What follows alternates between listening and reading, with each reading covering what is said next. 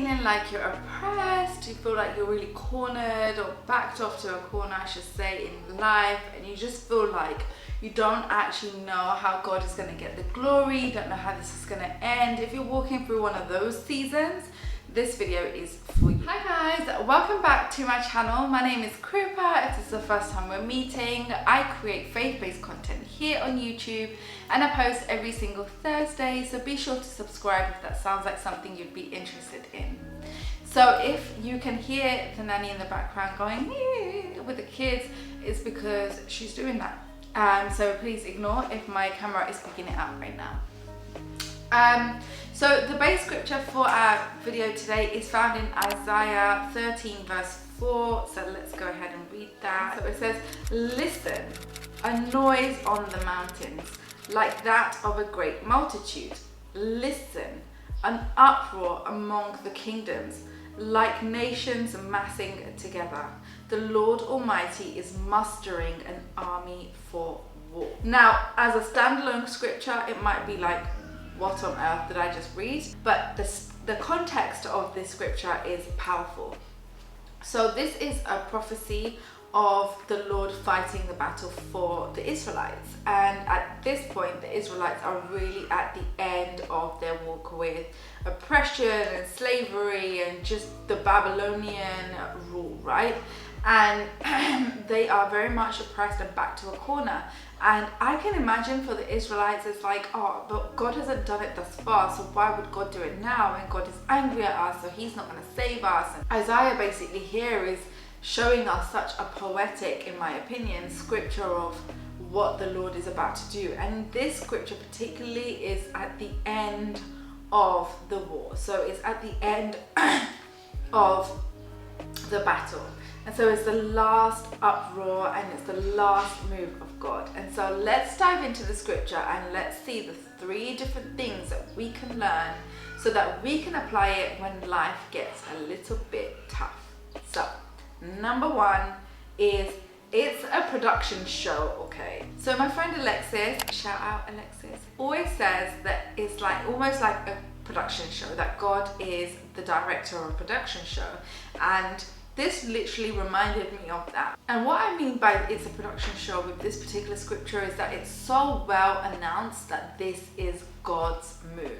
It's so well announced that there is no loophole, there is no leeway, there's no creaks and cracks to say perhaps maybe it's a human thing, like it's a human victory, that God's army is coming together. It's like you can hear the mustering of the armies, you can hear the gathering of the nations, the army of God, and it's like a huge move that's very much pronouncing that God is entering the situation. And so if you are going through something like that, sis, where you're like, oh, I don't know how this is going to end, I don't know how God is going to get the glory, well, just know that God throws the greatest production show ever. And when he turns up, it's going to be that he pronounces himself there, you know? Like, think of it this way. Think of your best theatre show that you've ever been to. Mine has been the Phantom of the Opera. That's like been my favorite. I discovered it when I was in Peru. Shout out to my Peruvian family, and they showed me that and I was like, oh, love it. And then Leslie took me to see it in the theater and I was like, oh my days, it looked just like the movie. Like there was nothing that was different. It was amazing.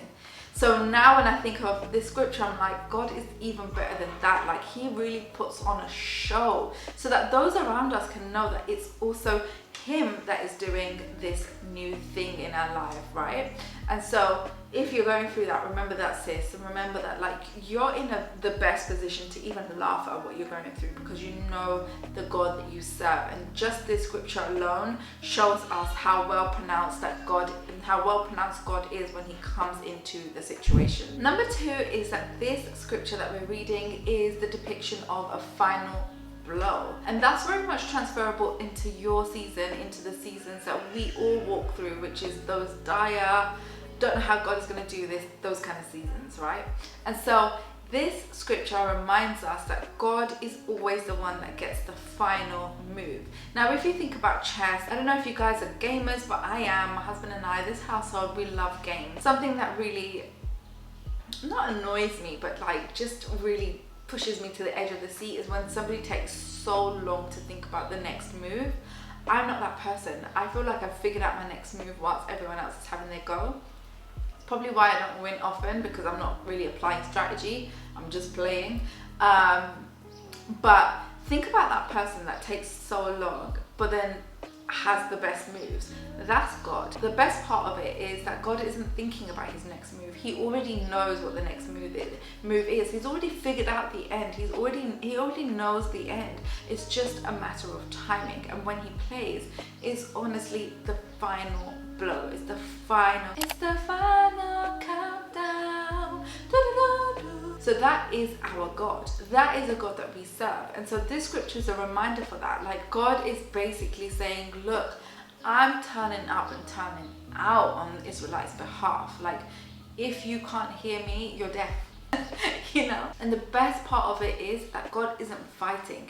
He's just moving from a place of victory, because the victory always belongs to his children, always belongs to him, right? It's only a matter of timing. And so sis, you can position yourself in a place of laughter, and that's my next point, but like I'm skipping it a little bit, in the sense where God is the final chess player, meaning that there is no comeback. You can't bring God back. You can't do the whole blackjack situation. When he comes for the final blow and the final chess move, it is done. So sis, if you're feeling like, oh my gosh, I'm back to a corner, I don't know what's going to happen of this, I don't know what to do right now, I don't know how God is going to even come through for me, I don't know if he's even going to come through for me, let this scripture be an encouragement to you, sis, because look at this. Like, the Israelites have been oppressed for how many years? They've been under the rule of the Babylonian for how many years? They've lost how many things? And yet God is here. God is... Hello. What was I saying before my lovely husband interrupted? Yeah, just know that God is literally the best chess player there's ever gonna be. And when it's his time to move in your life and move and shift those circumstances or shift the atmosphere in your life, best believe it's gonna be the last blow and the blow of victory. And that's all you need to have faith in, right? And faith is one of those things that is a positioning of our internal being. It's a positioning of our hearts, it's a positioning of our minds, and where our minds go, eventually we go too. And so it's important for you to surround yourself with this truth, that when it's time for God to play the last move, it is going to be a victorious move, period, because that's what you know God to do and God to have done in your life, right?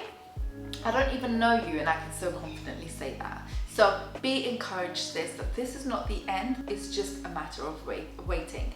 And whilst you're waiting, ask God how you can be productive. That's just an extra gem, okay? So moving on to our last point, and that is really intertwining into some of the things that I've mentioned in point number 2, but that is to prepare yourself. In the scripture, we hear terminologies of listening and preparing and hearing, and that's all an act of preparing, right? It's all an act of anticipating, all an act of expecting that the Lord is going to do this. And so sis, prepare yourselves, prepare your hearts, prepare your characters, prepare who you are to receive the victory that God is planning for your life. So for example, if God has placed you in a job that you don't like anymore, that was me just a few years ago. Like, I was in a job that I absolutely disliked, but I knew that God had me there because there were things that he needed to do in me so that I can receive the prayer, the blessing that I've been asking for and praying about, right?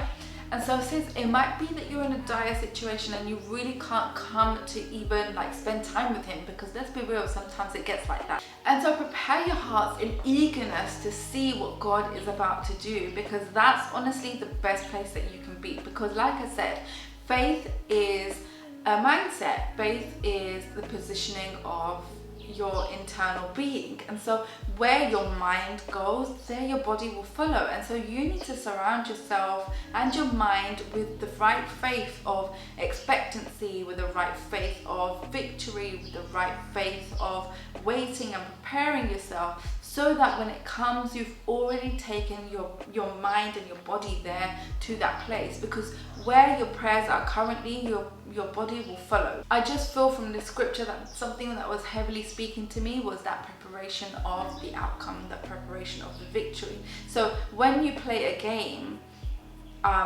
you don't play from a place of I'm gonna not win this. You play from a place of I want to win this, right? But the good thing with our relationship with God is that there's no want and there's no desire. There's only facts and there's truth, right? And the truth and the fact is that we serve a God that is victorious, and we serve a God that already knows the end from the beginning, which means either way, all things work out for the good of those that are called according to his purpose and those that love him. So there we go. That's the truth and that's the fact. So I hope this video has been an encouragement to you. That was the main purpose of this video, just to encourage any of my sisters and myself in the future when I have to walk through that season as well, because we all go through those seasons. It's just a part of life. It's just the way life is. It's dynamic. Sometimes you're high, sometimes you're low. And so if you find yourself in the low season, I hope that this has encouraged you enough. I had a subscriber that reached out to me a few weeks ago saying that she also is going through somewhat a rut, that she just doesn't feel like she wants to spend time with the Lord because she's going through certain disappointments. And honestly, like, I pray that if you are going through something like that, that this video will be an encouragement to you.